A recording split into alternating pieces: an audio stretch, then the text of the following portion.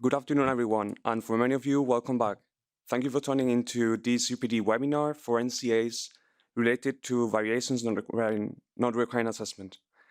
My name is Alejandro Plat. I work in the Veterinary State Support Office as Change Management Support at EMA's Veterinary Medicine Division. Today's webinar will focus on the management of VNRAs, documentation of VNRAs related to marketing authorization holder, and finally creation of parallel trade product. These functionalities are being delivered as part of the UPD post-go live requirements.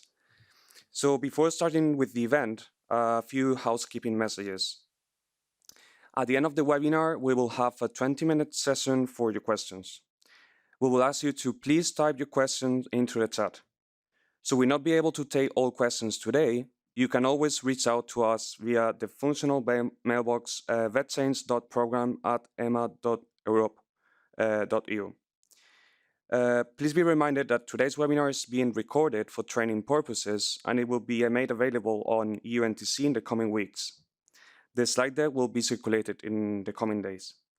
By continuing to be in the session, you are consenting to be recorded. Your personal data will be processed by EMA in accordance with Regulation 2018/1725. Should you not agree, we kindly ask you to leave the meeting. Finally, and as a reminder, on Thursday we will hold a webinar for MAS for those participants in today's webinar who wish to participate.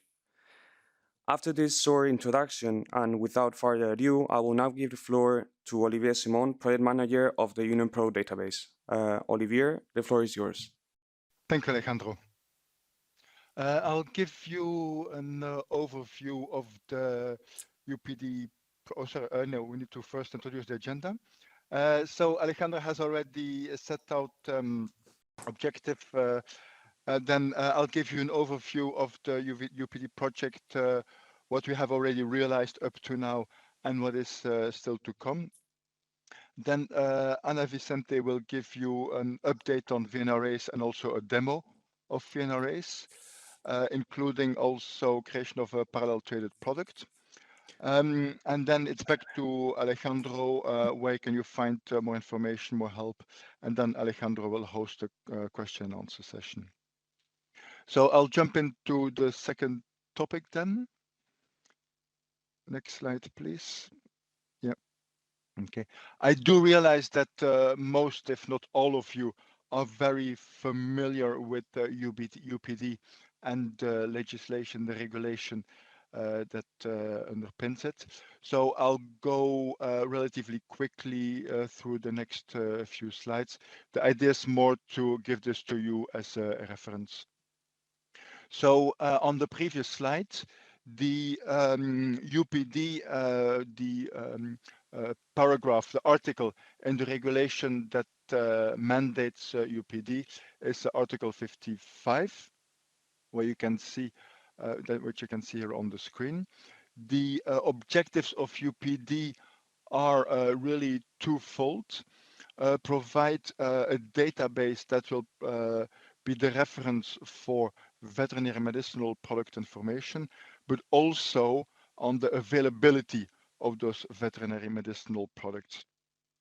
To do this, we do use as much as possible structured data and controlled vocabularies.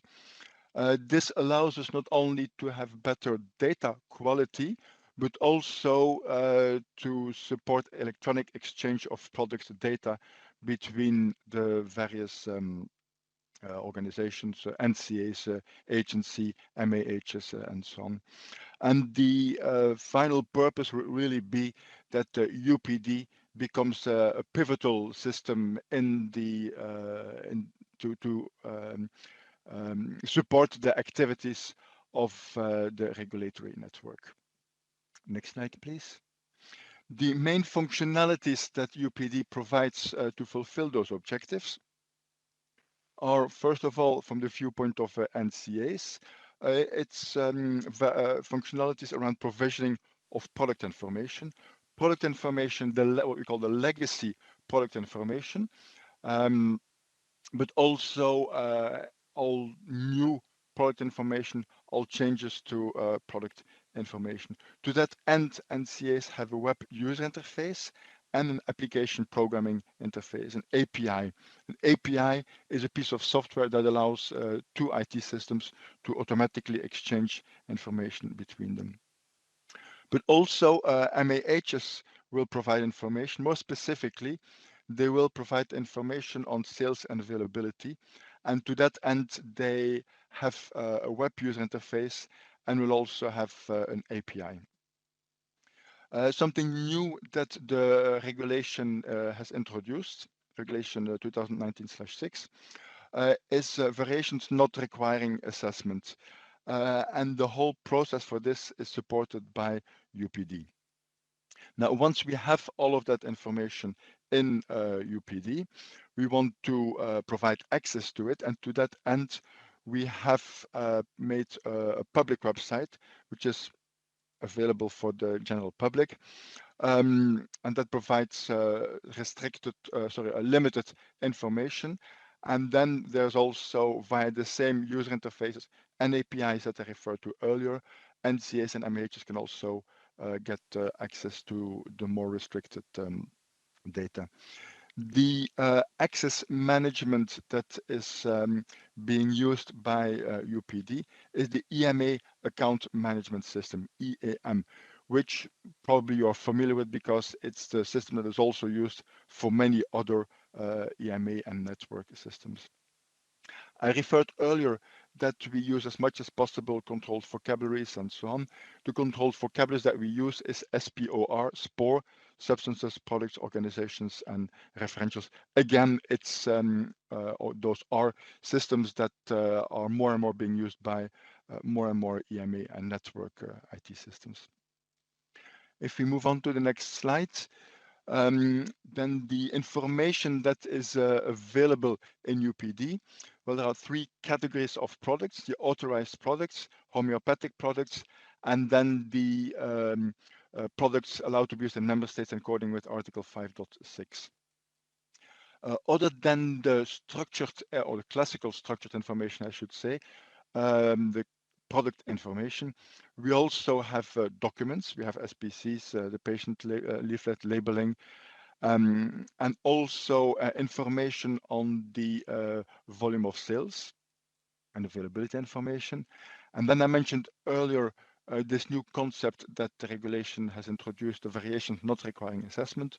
So all the information related to the processing of those VNRAs, variation not requiring assessment, all of that is also stored in UPD.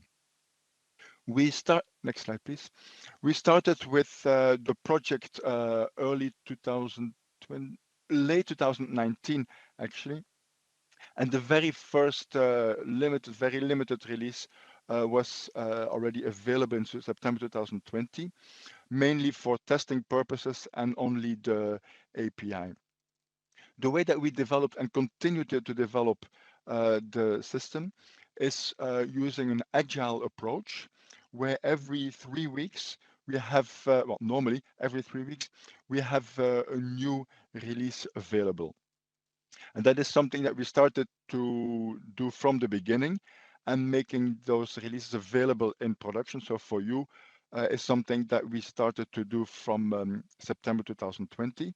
Then we had the next major milestone in July 2021, which allowed NCAs, or which provided the functionality to allow NCAs to start uploading legacy data. Then again, we continued via 3 weekly releases. And then finally, we had the major release in January 2022, this year, where we provided the main, almost all regulatory functionality in the production system. And again, since then, we have been continuing every 3 weeks to provide new releases, more functionality, more stable functionality, quality improvements, and so on. Next slide, please. The next of those 3 weekly releases is version 1.6.8, and that will go in production end of this week on the 9th of September. The scope of that is, first of all, quality improvements to the system, so what we call prioritized defect fixes. Why do we say prioritized? Because they are prioritized by a group of member states, representatives, and MAHs and EMA who get together, look at the issues that we have, and then jointly decide which are the most urgent issues to fix in the next releases. So that is this prioritization exercise that we jointly do. But other than quality improvements, we also provide new functionality, so parallel trades, and then two requirements relating to variations not requiring assessment. One is on the automation of product owners, and the other one allows a download of submitted metadata. Anna will explain more about VNRA as part of the next topic. Also, we make, as part of every release, release notes available. I believe that Alejandro will go in more detail on this, but please look at those release notes. They provide a lot of information, and also the detailed information of what exactly can you find in version 1.6.8, which will go in production end of this week. You will find that, you will be able to find that in the release notes. As I mentioned earlier, we have every 3 weeks normally a new release. So after release 1.6.8, 3 weeks later, there will be many subsequent releases. The detail of that we put in the annex of this presentation. So when we send this out, you can find all the detail there.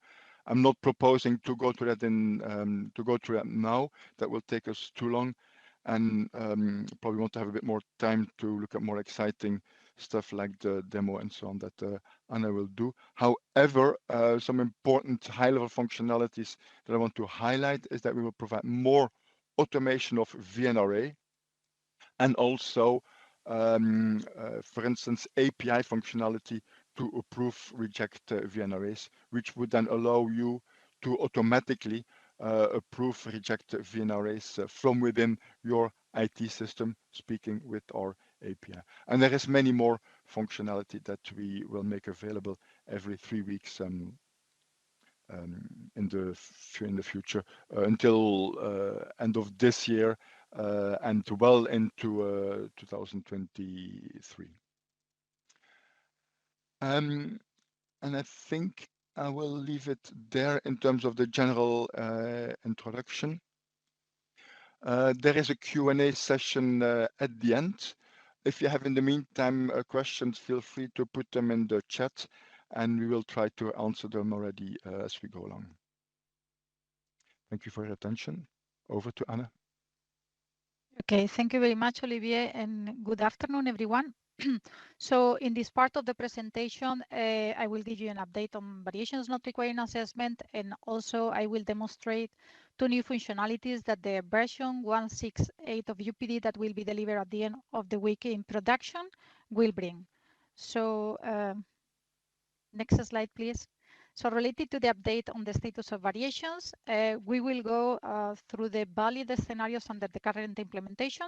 So what can be submitted today related to VNRAs.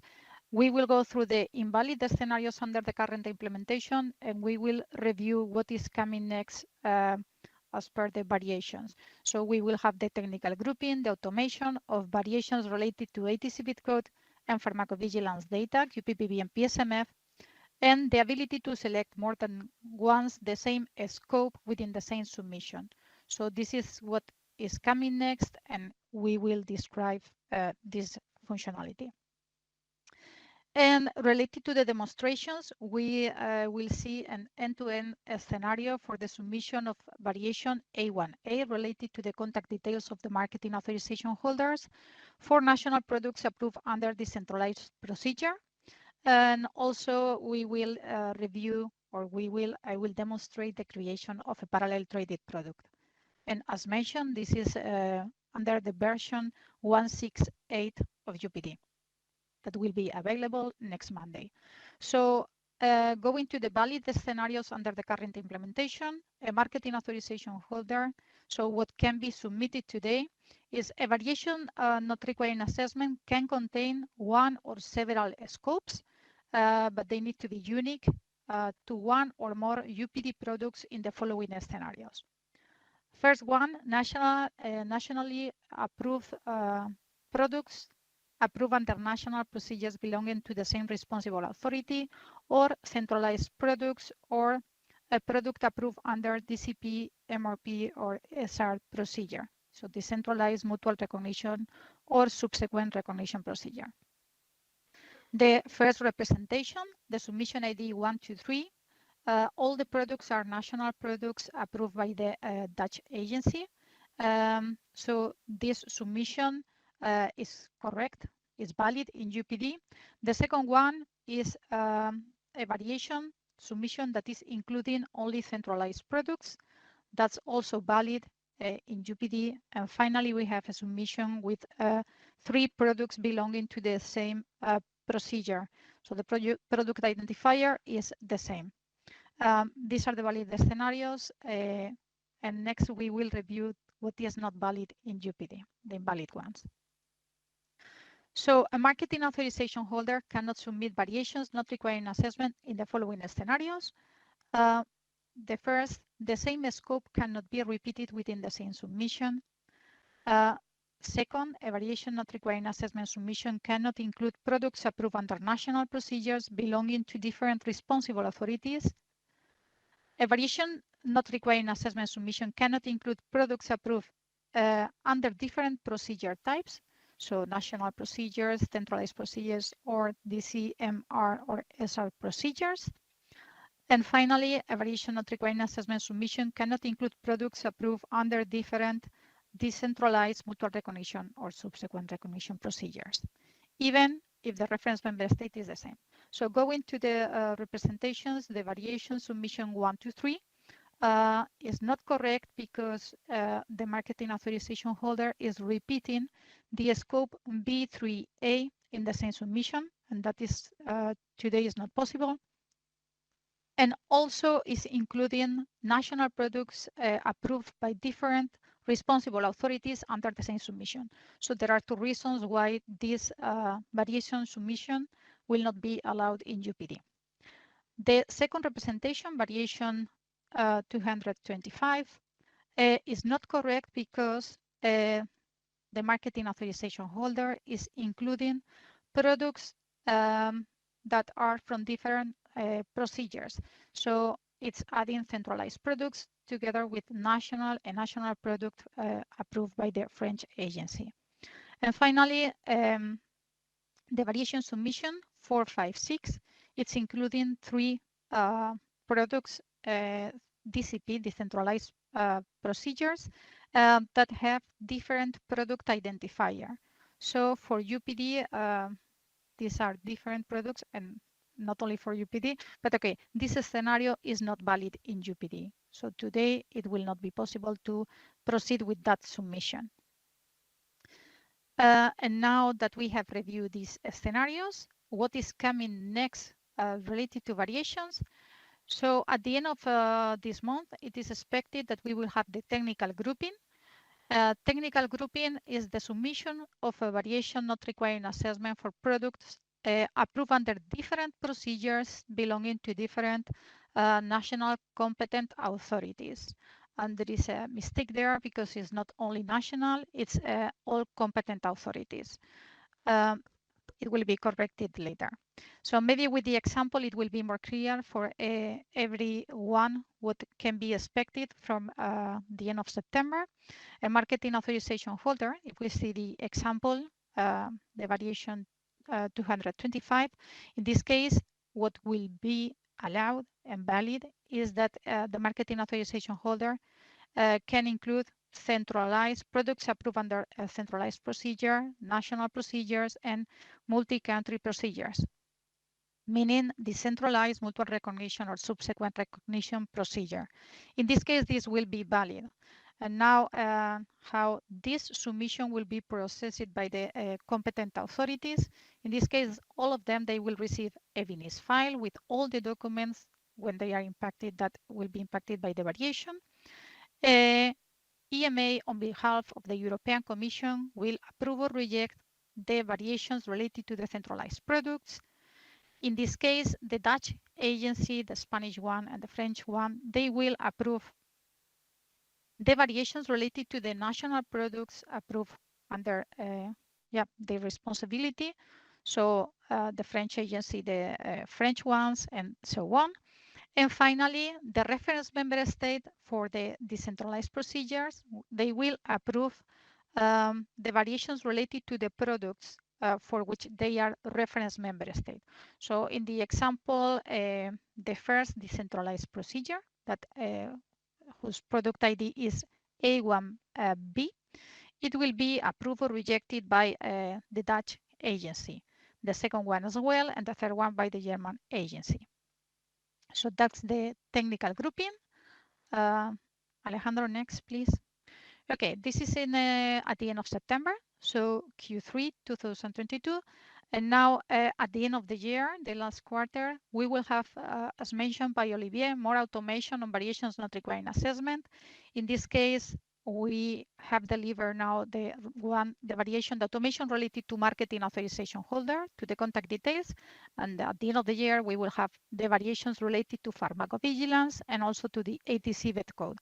So for pharmacovigilance, we will have for QPPV and for PSMF information. And then the first quarter of 2023, what we are expecting to deliver is the capability to add the same scope more than once within the same VNRA submission.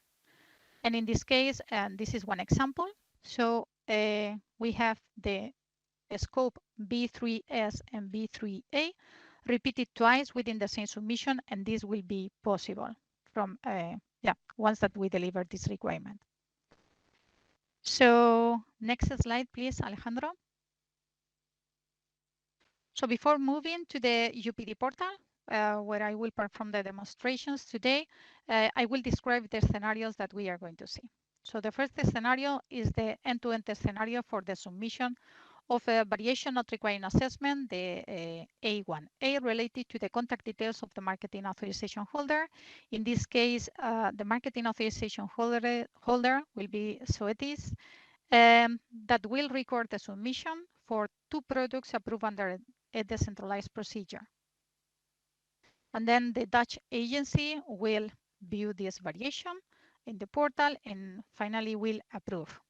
The system will update automatically. This is the automation of the variations.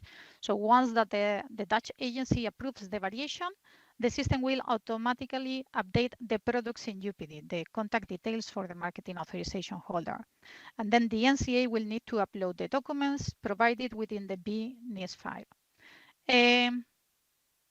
Together with the end-to-end scenario for this variation, we are going to deliver into UPD 2 more new functionalities.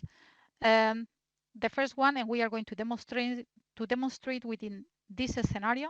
First one is that the marketing authorization holder and NCA, you will be able to download the VNRA submission information in a PDF file. And also the upload of the documents, bulk upload functionality is finally working. So we are going to do the upload of the documents with the bulk upload functionality in the portal. And second scenario, so we have the creation of a parallel traded product.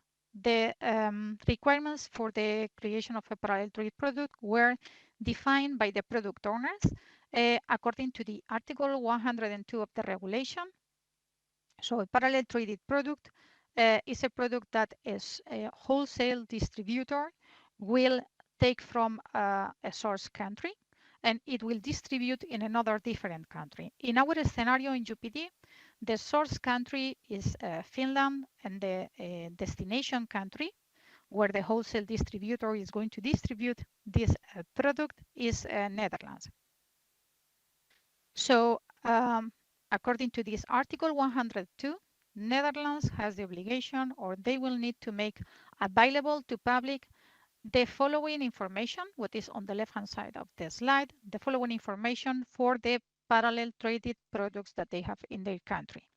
So in this case, the Dutch agency will need to enter in UPD for this product the name, active substances, pharmaceutical forms, classification of the veterinary medicinal product in the destination member state, that is the Dutch agency, the marketing authorization number of the medicinal product in the source member state and also in the destination member state, and the source and destination wholesale distributors.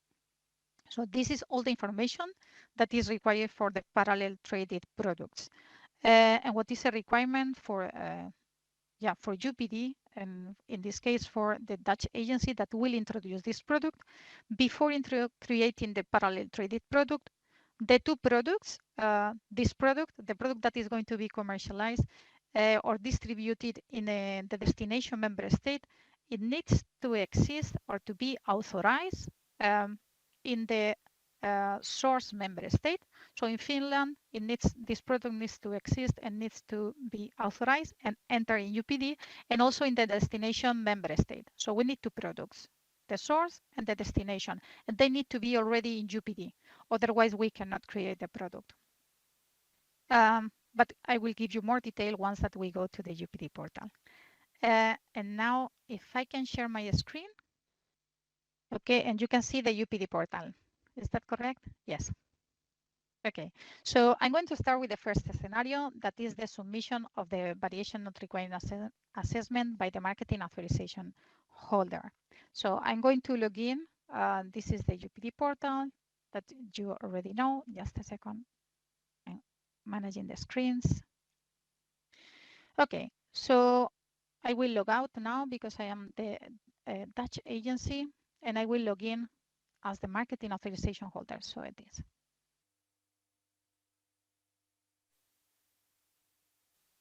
So according to the first scenario, the marketing authorization holder, okay, I will submit the variation A1A, A1A, related to the contact details of the marketing authorization holder. So I will add this variation. Second, I need to retrieve the products that are going to be impacted. So there are two national products approved under the decentralized procedure. So I will enter here the product identifier. I select the two products. Okay, and then I will need to enter some more information. This variation will imply a change in the SPCs. So the information will need to be provided by the by Zoetis in a VNRAs file. It's here. I will need to enter in the comment what is the change of the variation. So I have already prepared.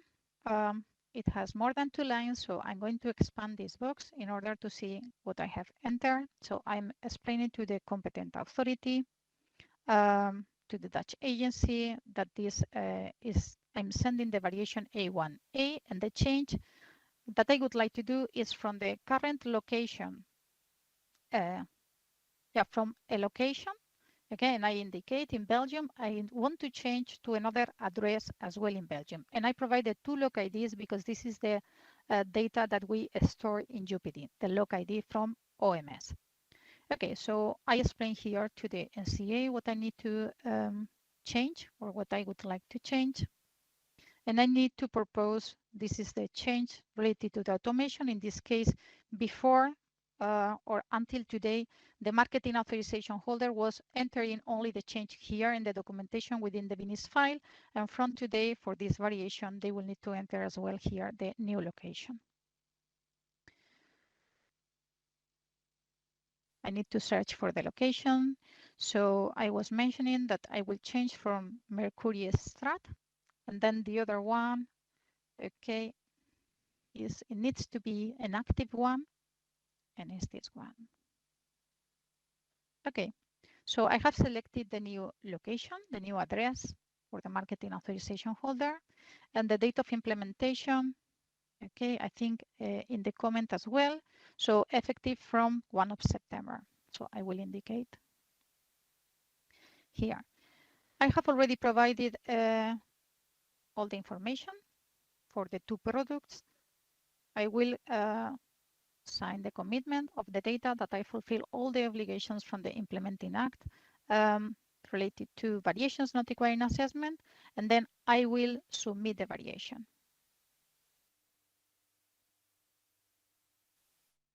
Okay, your request has been sent. I'm going to, that's the recommendation for NCAs and for marketing authorization holders. So we keep the operation outcomes because they will facilitate if we need to report to user support an issue. Okay, so I'm going to verify that I have the variation. I will go to the view. And then it's here, the submission ID 495, submission comment. This is my variation. And we can see here the complete comment, submission comment. So I will log out now, and I will go to the view of the Dutch agency. I'm going to log out as the Dutch agency.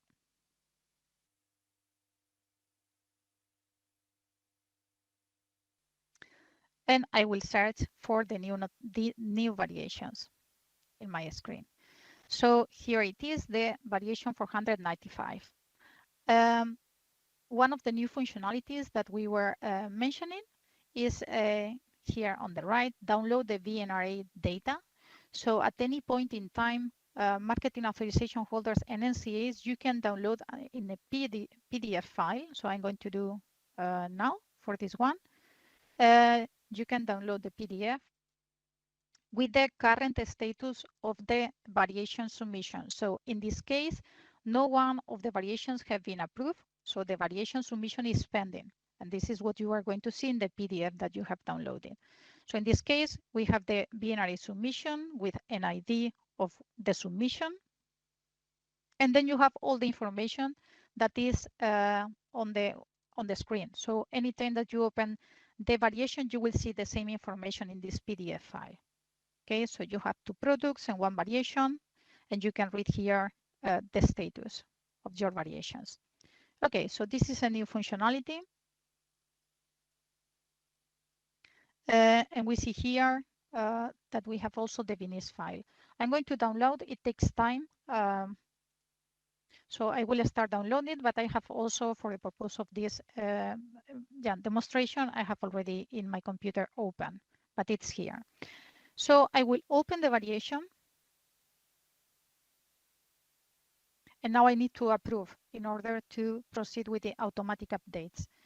In this case, I will need to review the documents that have been sent within the VNIS. And then I will need to proceed with the approval or the rejection. In this case, approval. Just a comment here, when you want to read the information that is within the submission comment, you can also expand the box with the submission comment, and then you will see everything on your screen. Okay, because if you keep as it is, you will only see 2 lines. If you expand, you will see the complete information from the submission comment. So in this case, as Dutch agency, I'm going to approve. I could put more things here. So this decision comment, please use it if you want to communicate something to the marketing authorization holder. This is just for the purpose of this demonstration. So decision date, I will set up to today, and author of the decision test. So here I'm going to explain, we have some bugs related to, or some issues related to the variations not requiring assessment and to UPD, and they are all documented in the release notes. So please read carefully the release notes, one that we publish them. One of them is, for example, that in this, for this type of variations, the automation, I am not able to decide or to select to approve one variation and to reject the second one. So this should be able, because they are different variations, and you should have the granularity to do one by one because this is national data. But in this case, we cannot. if you see, I am enforced or to approve both of them or to reject both of them. Okay, so in this case, I'm going to approve both of them. And then just for you to know, once that I approve the variations, the products will get updated. In this case, you see here, the log ID, the one that is proposed and the one that is the current one. So the proposed is the one that finishes in 088 and the current one is the one that finishes in 236. Okay, so we are going to change those two. And then the system will do the automatic updates, but I will need to do, as the agency, the upload of the new documents. And I'm going to use for that the bulk upload functionality. So first I will approve the variations.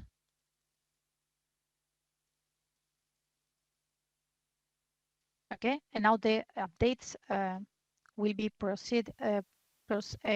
will be done automatically, and we will check later via API because we cannot see in the screens the log ID, the new log ID. We will check that the update is correct. So this is the part that will be automated by the system, and now we need to upload the documents. So I will need to open them. Okay, let me share with you. So this is the VNRAs file. And when you open, you will find the documents in the P1 folder. In this case, we have two. And if we want to use the bulk upload functionality, the marketing authorization holders will need to submit the documents according to the specifications in the Annex 2 of the BET implementation guide, Chapter 2. So they will need to use the naming convention that is there. In this case, what is mandatory for the bulk upload functionality is that they provide the two letters for the country at the beginning of the naming convention, that the type of document is the second part of this naming convention, and finally at the end we have the language of the document. And what is also important, I will open one to show you. Okay, so the documents will be provided by the marketing authorization holder within the VNRAs file, and that's the VNRAs file.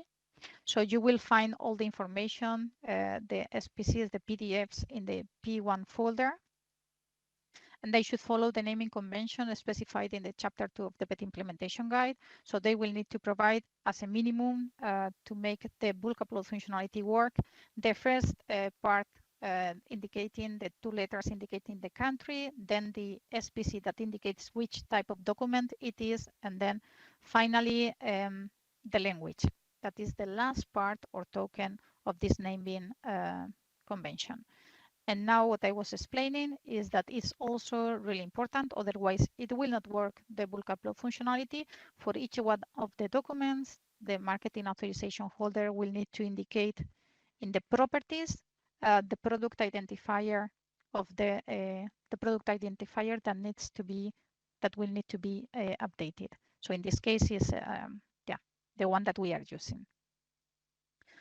So I'm going to proceed with the upload of the documents.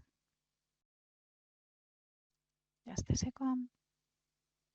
So I have already approved the variations. Then I will go to the upload documents. Okay, and then I will drag and drop the two documents, and I will submit the files. So the files have been sent. Now I have already updated the data automatic way by the system and uploaded the documents through the bulk upload functionality.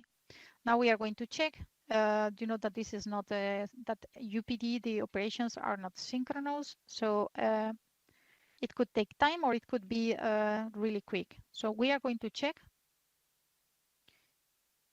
Okay, if we have some notifications. So yes, these are two updates. If you can see here, this is one of the products that have been updated by the system, and this is the other one. So I will go inside. Okay, we cannot see the marketing authorization holder. In both cases, we have not changed the name. It's Zoetis Belgium. At the end of the year, we will have another new requirement, and the log ID will be always displayed besides the name of the marketing authorization holder and also the responsible authority. So anywhere where we have organizations in the system, we will have the log ID beside. So today we cannot see, but we could go through the API. I'm going to make a call using the API just to check if the update has been already done. Okay, so I am getting all the information from a product, and I will search by Zoetis, the name. This is the 088. So if we, I have just retrieved the product from the database, and the log ID now is 088. So if we go back to the variation,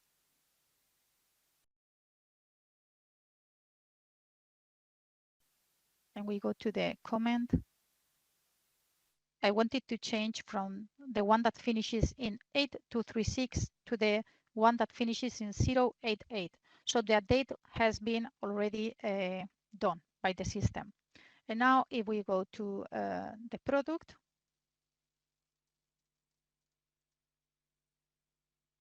so let me show you again the notifications. So bulk upload of documents succeed. Now I go to see the documents within the view of the product. I go to the section of documents, and here we have exactly the names that I have just uploaded. So we have the SPC for this webinar and with the date of today. So this is the documents that we were uploading. So with this, I conclude the first scenario, the submission of this variation not requiring assessment, and I will start with the second scenario that was related to the creation of a parallel traded product. So in this case, I am already logged in as the Dutch agency. I will go to the section create, and I will select creation of a parallel traded product. So in this case, I will need to add the name, okay, of the product. Is in Dutch, and the country is the Netherlands. So I add the name, and then we need to provide, as I was mentioning before, we need to provide the product identifier or permanent identifier of the product in the source member state and also in the destination member state. So first I will start with the destination.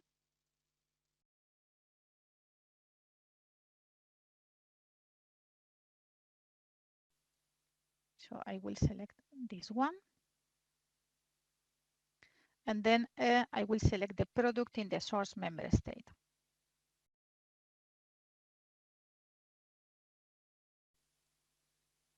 Okay, now I have the two products. Of course, according to the Article 102, these products, they need to share some conditions, or they need to share some information. In this case, for example, they should have the same quantity and qualitative compositions in terms of active substance and excipients, and also they need to share the same pharmaceutical form. So this is among another attributes. The system will not validate, but you should select the proper products. And then once that I have selected the two products, the system will populate some of the information already in the next sections. So for example, the product classification, the pharmaceutical form, the legal status for the supply, all this information is retrieved from the source, either the source or the destination product. So we have already the pharmaceutical form, legal status for the supply, documents. We should provide here the documents that would need to be in the Dutch language, the language of the destination country. In this case, we have another bug in the system. This will be also documented in the release notes, and we cannot provide in this case for the creation of the parallel trade, any documents at the moment. So we will need to resolve this bug. The active substance is the one that is shared among the two products. And then I will need to provide the regulatory entitlement information. Source wholesale distributor, in this case, we have two. So I will provide two.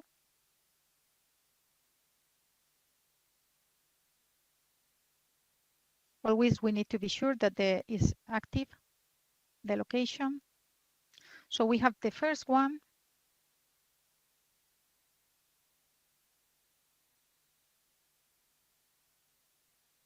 And here a second one. The fact that I am selecting two source wholesale distributor doesn't mean that in UPD we will create two products. It's just a parallel traded product that has two source wholesale distributors. Destination, we can only provide one.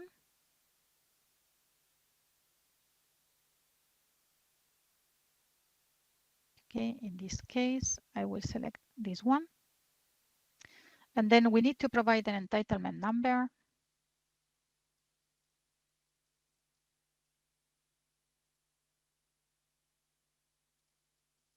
Country is again Netherlands. Responsible authority is the Dutch agency.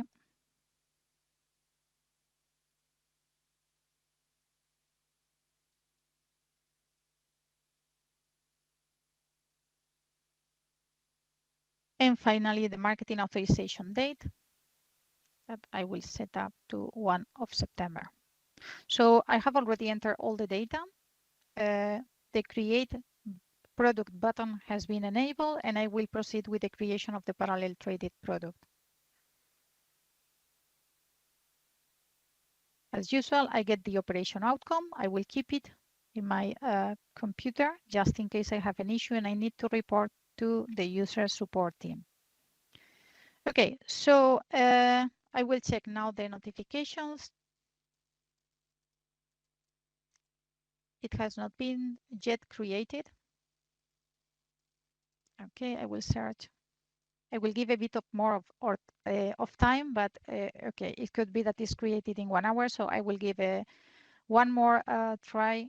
Otherwise, yes, you need to believe that this product has been created. And I will show you the view with another product if this one is not created. So just a second. Okay, let's see. Has been created. So parallel traded product webinar 6 of September. We will check later the notification. And now we will go to the view of the product that is a bit different to the other views of the products that we have in UPD. So since the set of information is, we have less fields for the parallel traded products. Also the view, it will be only with one section. So we have information on parallel traded product, first section, and the second one, the documents that we couldn't provide. We have the information here, the reference product in the source member state and in the destination member state should be links. So this is another bug that we have, and it will be resolved in next releases. And then we have all the information that we have entered. And with this, I will go to notifications just to check if it's already the notification here.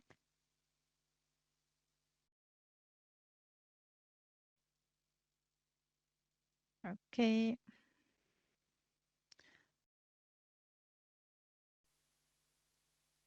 So it's not yet here. We have the one of the updates and the bulk upload, but we don't have yet the notification for the parallel traded products. But we have seen that has been created.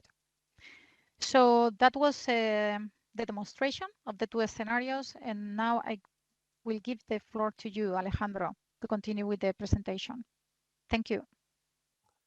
Thank you, Anna, for that. On this last part of the presentation of today's webinar, we'd like to highlight some complementary information that we would like to remind NCA's colleagues that are available as supporting materials and channels regarding UPD. So Related to NCI supporting materials, we would like to remind that there are bite-sized videos published at the EMA website. There are some already displayed with regard of some functionalities that were delivered in previous releases, but we are developing on more videos that will be available for your search at the EMA dedicated webpage. Then related to some Q&As, documents and are also available the EMA webpage. We are currently working as a result of the ongoing releases and the functionalities that are being developed in the upcoming releases and will be amended in due course. Together also with the best practice guides from CNDB. Here you also have available for consultation the veterinary implementation guides with relevant information on the data format and exchange to introduce the data into the UPD. Also the newsletters. And finally, we would like to highlight the list of contacts per NCA published at the CNDB website. So should you not have a contact from different NCAs and you are looking for help or you need NCA colleagues' advice, you will be able to find this information there. And finally, and related to the UPD release notes, we would like to highlight where can you find this document, which is the dedicated EMA webpage referring to the release notes. So here you can find an overview of all the relevant release notes referring to each version released in the production environment of UPD. So the first thing that as a NCA user that I will do is going to the document itself, and the really first section of importance or relevance as a NCA user or UPD user in general would be the high-level overview of the functionalities that are being deployed with the relevant version of UPD, which is this one. So here you have syndicated the high-level functionality that is provided with this release. So related to API, you can find information from the perspective of the NCA user interface and also MA user interface and the authorization for NCI and MAH UI. Then the following step to follow would be if I have, for example, in a open service desk ticket. Let's say I have and I want to check whether it has been resolved or not, or it remains unresolved with this version. So if I by a simple search in the PDF document, by typing in my ticket number, so let's see whether it has been resolved or not. So here, after performing the search, we can see that is listed in the second and most relevant part for any UPD user, that is the resolved issues section. So here, as you said, we can see that it is listed in the resolve issues. It has assigned, as we call it, a NISU reference number, which is an internal number used by the UPD support team when managing all the logged issues in the service desk of UPD. So as a recommendation, you can search for it in the release notes after the version has been deployed, and then you will know if it's resolved or not. Then let's say that I have another ticket logged in the UPD service desk, and I want to know again and repeat. So repeating the same operation and see whether it has been resolved or not. So I will do the same, repeat the same operation, just doing a simple search in the document. And here we see that, so this would be my reference number, and is listed in the annex 2 of the document, which is referring to the known issues of UPD. So here, so it means that as it is still resolved in the known issues, it means that it hasn't been resolved with this release, but it will be resolved in the following releases of UPD. So this will be in summary the most important parts of the release notes document, which is first of all the high level functionality really at the beginning of the document, then the resolved issues section and the known issues section. Then if we go back to the slides,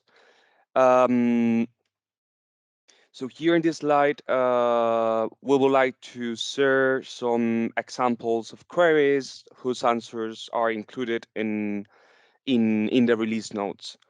So in this first example, the NCA user was logging a service desk ticket asking whether a functionality was deployed in production with a new version or not. So in this case, the user was asking about the transfers of ownership. Then, as it was mentioned before, the release notes specifies which functionalities are included in the version.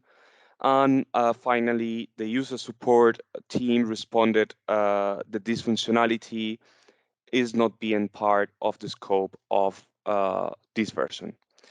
Then there is another second example that brings us to the next slide, in which an NCA user submitted a ticket asking if an issue has been resolved or not.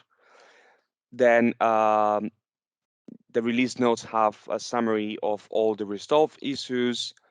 And then, yeah, the answer for this question was for this ticket was in the release notes, and user support responded and making reference to the dedicated section of the release notes, so the resolved issues. Yeah, and then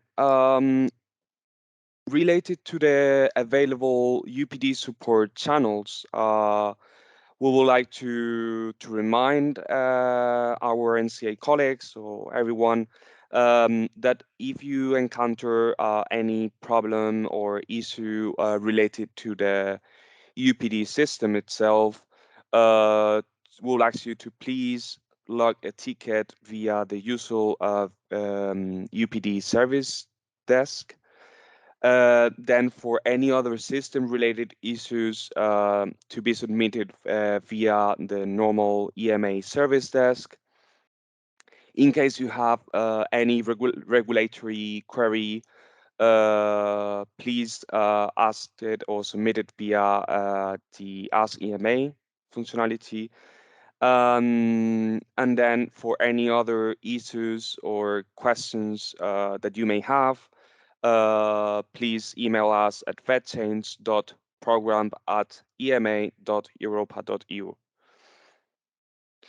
And with that, this will bring us to our last slide of today's webinar, which is an update on the legacy data submission related to MR, DCSR products. So far, we have reached a 97% completeness rate on the national data that is to be provided by all member states, which means that we are very, very close to the full completion, so to the 100%. And of course, this is thanks to all the joint effort that we have been having over the past months from all the network together with the EMA and with all the support that, and all the exchanges that we have been having. So yeah, we aim to reach the 100% in the following weeks, and this is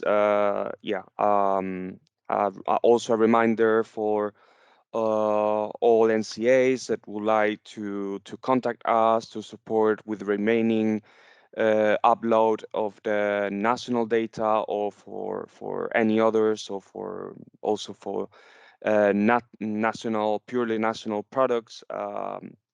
We remain at your disposal for any help that you may require. This will take us to the last part of this webinar, which is the Q&A session. So I'm gonna go through the chat. I saw that already there were some questions answered, but okay, there is a question from Annette. The list. So Anna, I think it's with regard of the first scenario that you were demonstrating. So the list had two active with the same org ID and same address. How would an user know which is the correct one? Correct one.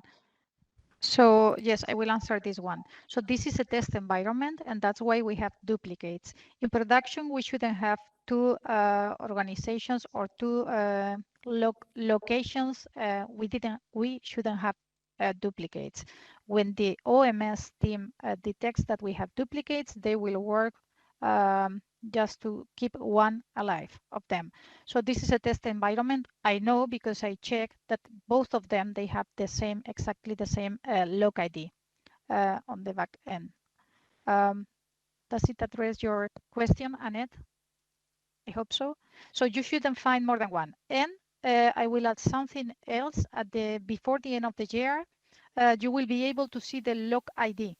So in this screen or this pop-up where you will be able to select your address or the address, you will see also the log ID. So it will be easy for NCAs to know which one needs to be selected, and also for marketing authorization holders. Thank you. Thank you, Anna, for that. There is another question from Martin Piffet. What is the workaround for the bug preventing member states to do a partial approval? So approving one variation and refusing the other one. Okay, so there is no workaround for this bug. The only thing is this is going to be in the version 168, and still testing team is checking. We think that is in this scenario, and they are checking if it's impacting any other wider scenario with the variations. In this case, if you receive a variation and you need to reject one of the locations, you will need to wait until the version 1.6.10 or 1.6.11. We have prioritized the bug to be delivered at the end of this month. So still you have, it's recommended that you approve or reject the variation within 30 days, but this is not a legal requirement, so you will need to extend the period that you will use to approve or reject, because we don't have a workaround. But again, I will repeat, we have already prioritized the bug, and it should be delivered under the version 1.6.10 that is going to be expected to be delivered at the end of the month. So I think it's not a major issue because you could wait 30, 40 days in order to approve or reject those ones. But still it's an administrative change. So I hope it doesn't happen that you need to approve for one product and to reject for the other one. But otherwise you will need to wait. Thank you. Yes, you can answer. So Okay. Alejandro, I think if you didn't go in order, there was one question that was answered by Rico, representative from the Dutch agency. So, and his answer is correct. So one that the variation gets approved, it disappears from the screen, but it doesn't disappear from the system. So with the identifier, you will need, you will be able to search for this variation submission. We are implementing more search criteria. So in quarter 4 or quarter 1, 2023, you will have in the VNRA submission screen that we were displaying today, you will have not only the search criteria by submission ID, you will have more criteria like product name, like a status of the variation, a status of the submission, range of dates. So by the end of the year or beginning of next year, you will be able to do all kind of searches with variations not requiring assessment. So we will enrich that part. Okay, thank you very well. Thank you, Anna. There is the next question in the chat is from Paul from the Belgian agency. What is the criterion to link the correct PDF to the correct permanent identifier in UPD? Okay, so Paul, I need to review the requirements, but you have the product ID, but you have also the country and you have the language. So if the language is English, in the country is European Union, then this is a common document for all the products under the same product ID. But if the country is the Netherlands, like we had in the example, and the language is Dutch, so the system having this information together with the product identifier knows that this is for the Dutch product. Okay, thank you, I Anna. hope this answers the question. There is another question from Martin Pivet. Is it possible to add product information to a parallel traded product via the API? Yes, that's possible. So this information will be described in the release notes. We have enabled an endpoint via API in order to create the parallel traded products. Just for information, what we have released in the version 1.6.8 of the UPD is the creation of a parallel traded product, and later on will come the update of a parallel traded product. So now you will be able to create API and UI in both ways. Thank you, Anna. Then there is a question from the Slovenian agency, our colleague Urska. So the technical groupings such as one product ID, two variations with same scope, example, scope 1, B44, scope 2 equal to B44, is not foreseen in the next releases in 2022? No, because, okay, what I see in the example is two same scopes within the same submission, and this is Q1 2023. So technical grouping is more that you can mix different products related to different procedures and approve by different competent authorities. And these are two requirements. So the capability to add the same scope more than once within one submission, this will come next year. Okay, thank you, Anna. And then there is another question from Paul.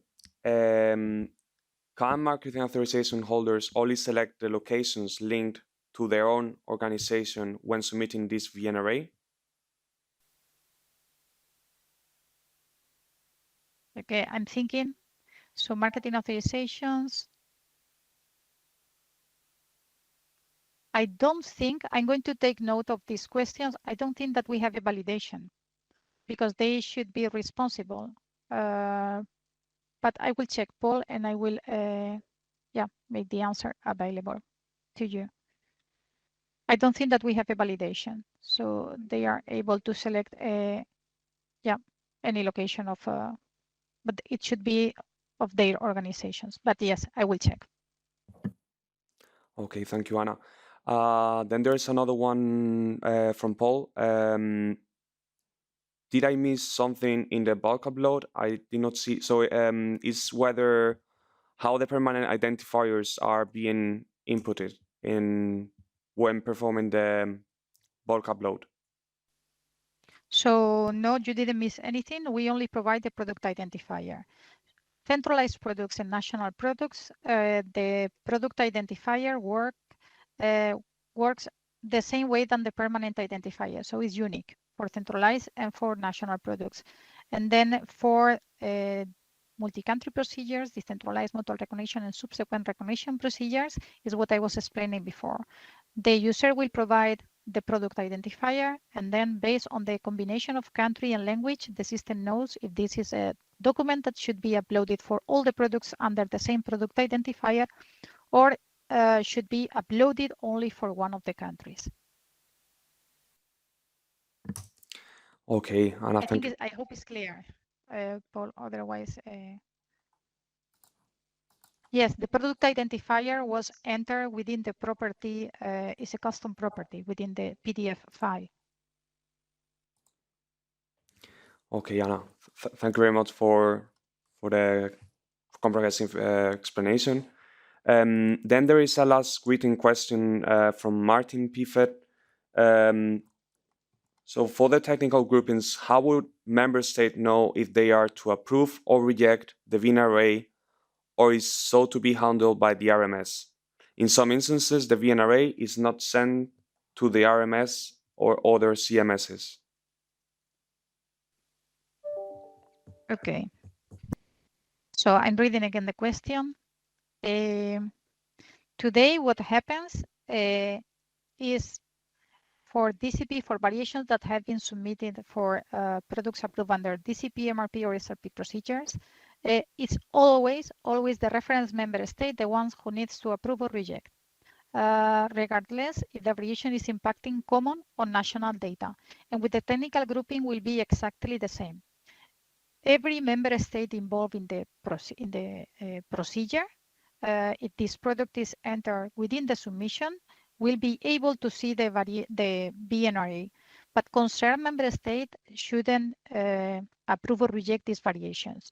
Sometimes we have some bugs in the system and member states were able to approve or reject, but this should be only done by the reference member state. In this case, if everything is implemented properly, only the reference member state, all the member states will be able to see the products, the variations within the submission, but only the reference member state will have the possibility to approve or reject these variations. This is everything is implemented correctly and we don't have any bugs in the system. It happens the same. If we have within this one, the example of the technical grouping, the centralized products, the option to approve or reject variations for centralized products will be only enabled to to users having the role of the European Commission or the EMA, because we are approving the variations on behalf of the European Commission. So will be only enabled to EMA users, and the same for national. So you will only see, or you will have only enabled the approval or rejection for the products for which you are responsible for.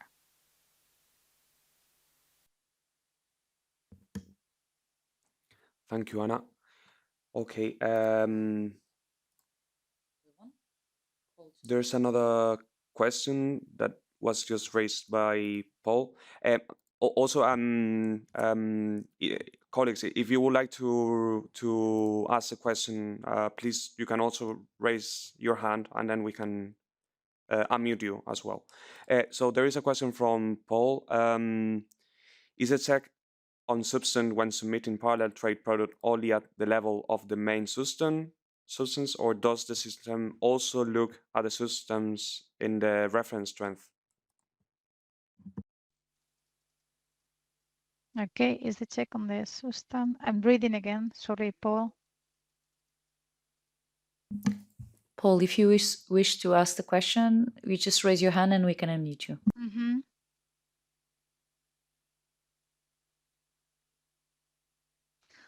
I think the system is checking or the rule when we were capturing the requirements. The system is reading from the source product and is taking all the substance, all the ingredients with active raw. This is what is migrated. And I understand if we have substance with a reference strength. Sorry, apologies. No, Paul, I'm now remembering that we are just displaying the substance name. So we are not displaying the strength. Because if you want to see the strength, what you will need to do is to check this information in the source product or in the destination product. So if you review again, this functionality is already in UAT. If you open the UPD portal, you will see that what you have is the name of the active substances.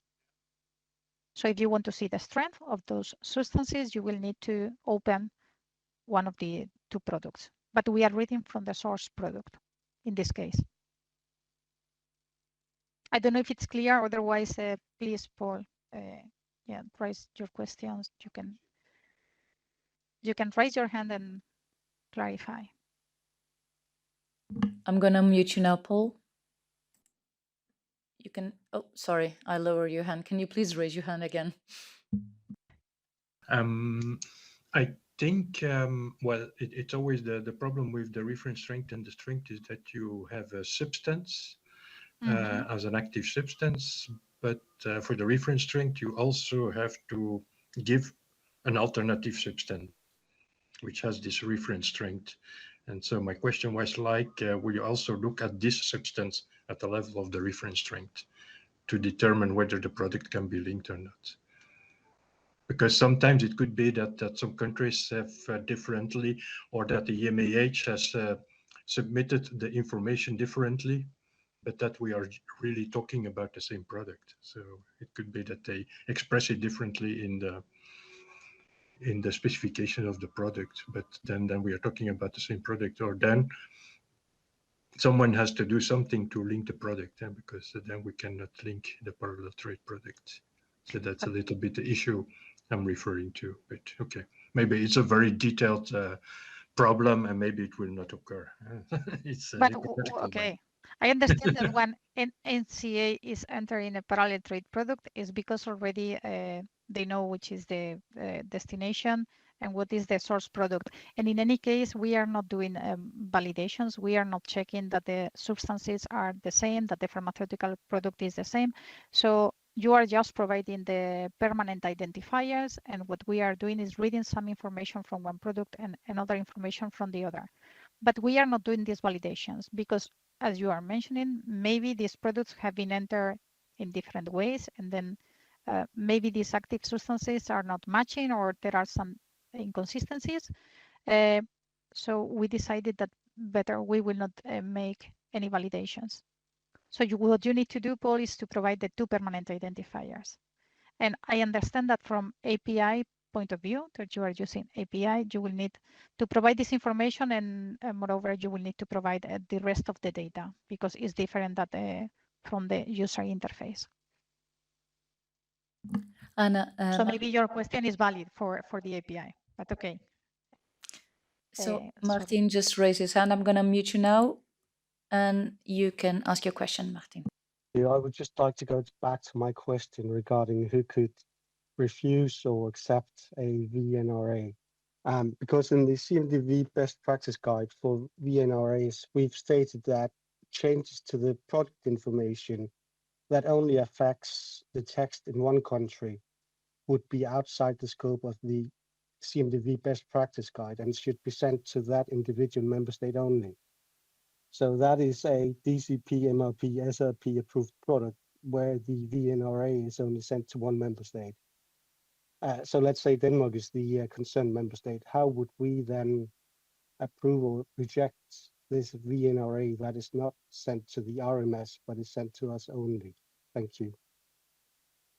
But okay, how UPD has been designed is that anytime a marketing authorization holder submits a variation for one or many products under a DCP procedure, it doesn't matter if it's common or national data, the reference member state will always receive this variation, and also the concerned member state. So all of them will be able to see. And I'm surprised for the best practice guide. I will need to review with the product owners because we were always in line during our discussions, and I thought that best practice guides was also aligned that the only one who can approve or reject is the reference member state. Now, if we are speaking about national translations, because you will need to review, the document could be uploaded by the concerned member state because you need time to review the translation. But for the rest, it should be done by the reference member state, and that was always my understanding. So if this is not the case, I will take note as well, and we will rediscuss with the product owner group. And maybe a best practice guide, or we need to align, or the best practice guide will need to be amended. So thank you for highlighting this.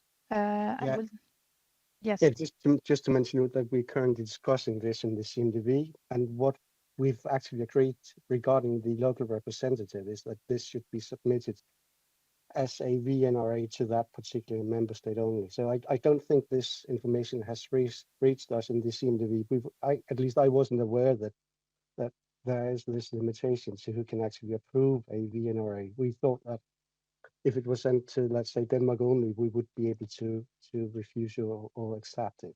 But thank you for this clarification. Yes, because I will repeat again, even if the variation is only for the for your product, since is within or under a DCP or MRP or SRP procedure, the reference member state will receive also the variation, and it should be the reference. And we are implementing all the rules for only to make available the capability of approve reject only to the reference member state. So we will review this point, but from my understanding should be just the reference member state and concerned member state the documents, the translations. Thank you, Martin. Thank you. Certainly this information hasn't really been understood by us in the CMDV, I think, but thank you. Okay.